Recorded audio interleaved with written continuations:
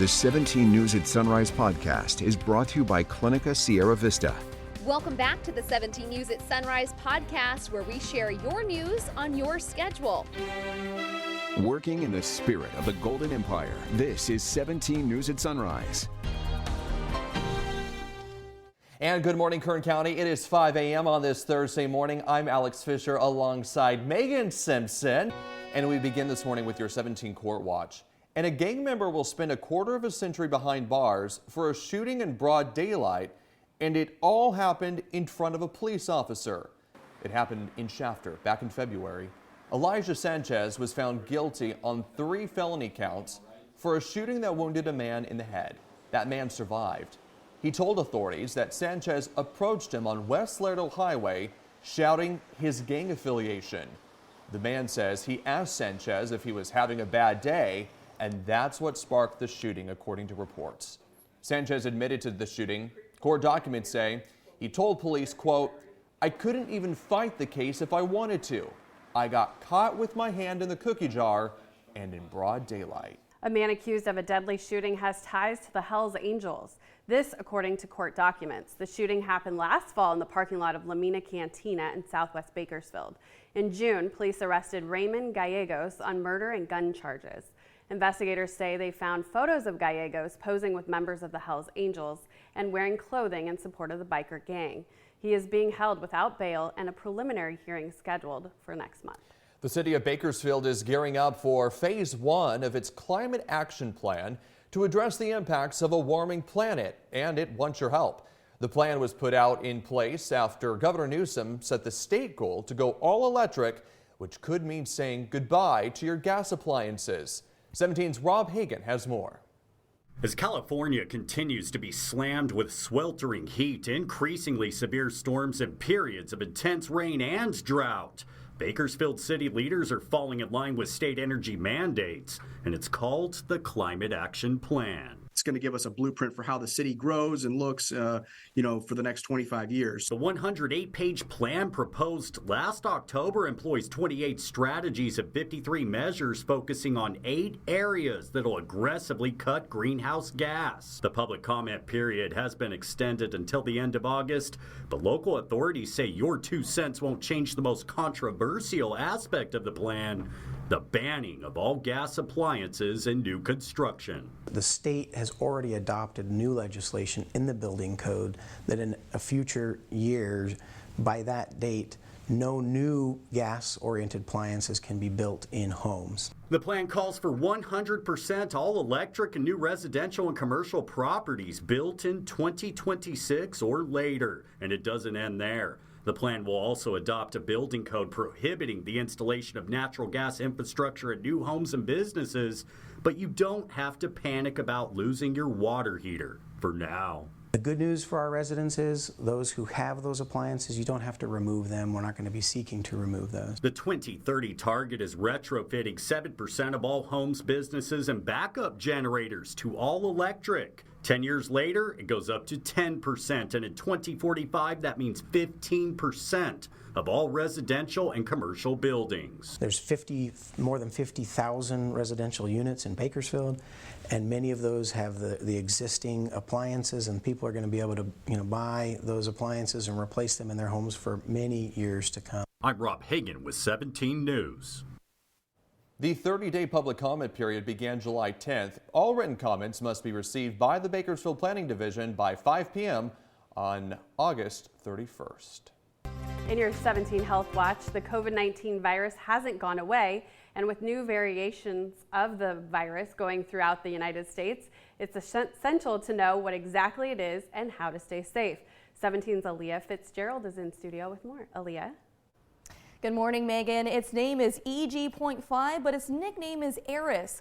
With this new variant of the Omicron family, how can you keep your children safe and healthy for back to school when many people are unaware of Eris's effects?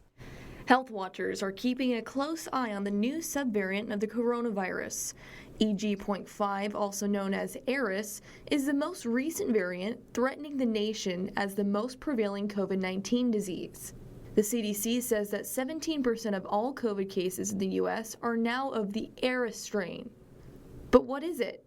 Is it going to affect the population as rapidly as the original COVID-19 strains? The World Health Organization indicated that available evidence for the strain is very similar to the Omicron strains we've seen before. It doesn't have any additional public health risks, and its severity seems similar to what we have been seeing circulating prior to this. For children, making sure their vaccinations are up to date and watching for symptoms is key. The symptoms include sore throat, congestion, loss of taste or smell, cough, fever, chills, and body aches. Drug manufacturers are working towards developing shots to address the EG.5 subvariant. Now, this back-to-school season will be seeing several variants of the COVID-19 and the flu virus. Experts say you should speak with your children about the importance of germ prevention and keep tests handy. In studio, Aaliyah Fitzgerald, 17 News. Bakersfield City Council members are getting a pay hike. Last month, an outside consulting firm reviewed the city's charter and found the $100 monthly salary paid to Bakersfield City Council members is among the lowest in the state. Councilman Andre Gonzalez spoke in support of the raises. It's important for us to recognize that the city is growing and the challenges that we face continue to grow, and the demands on certain council members' time also continues to grow with the growing city. It goes in tandem. No word yet on how high the raise will be. For years now, a pilot shortage has created turbulence within the airline industry on a global scale. Not just major airlines, but even smaller air carriers, like the ones here that operate out of Bakersfield. 17's Justin White went to check out Meadows Field to see exactly what they've been dealing with. As far as I go, it was easier for me to find a job because there's such a shortage and I met qualifications. Courtney Reisner is a pilot at Bakersfield Jet Center. She says while she was able to more easily get a job, the shortage has been a major burden on the industry. So it's really hard to find qualified pilots. I mean, there's a lot of pilots around here that are just local weekend flyers, but there's not a lot of people pursuing it as a career. Ryan Crowell is the president of Lloyd's Aviation at Bakersfield Jet Center. The pilots that are being hired are less experienced than in the past because the huge demand for pilot need. We have lots of young co-pilots coming in, but the experienced seasoned pilot is what's really lacking at this point. But why is there a pilot shortage? For about 30 years, we've been producing fewer pilots in the United States than we need. It's tough to get young kids excited about aviation now. 60 or 70 years ago, there were kids hanging out at the airport fence, looking over, watching airplanes all day. Since 9/11, you can't do that. We were in a space race and it had created all kinds of excitement about aviation. There's a lot of other exciting things that are competing for those same kids' attention.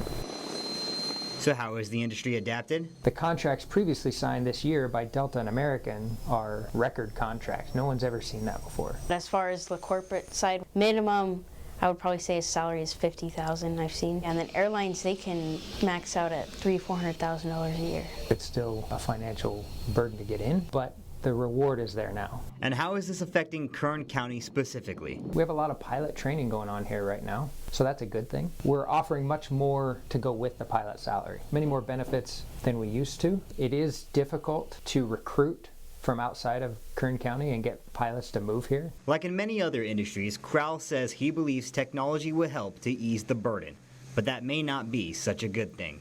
Because wherever there are people shortages, technology comes in to fill the gap, which presents its own set of security risks and safety risks. You know, we're all speculating at this point. For now, those hoping to make a living amongst the clouds have no better opportunity than now. For 17 News, I'm Justin White. Making headlines around the nation this morning, a man accused of making death threats to President Biden has been shot and killed by the FBI. Federal officials identify the man as Craig Robertson. They say he posted death threats online targeting public figures, including President Biden. The FBI was executing a search warrant at his home yesterday morning when the shooting took place. Among Robertson's alleged posts were references to Biden's trip to Utah this week, saying he needed to prepare his camouflage and sniper rifle. The 17 News at Sunrise podcast is a production of KGET and Nexstar Media Group. For more on all of the headlines in today's show, head to kget.com.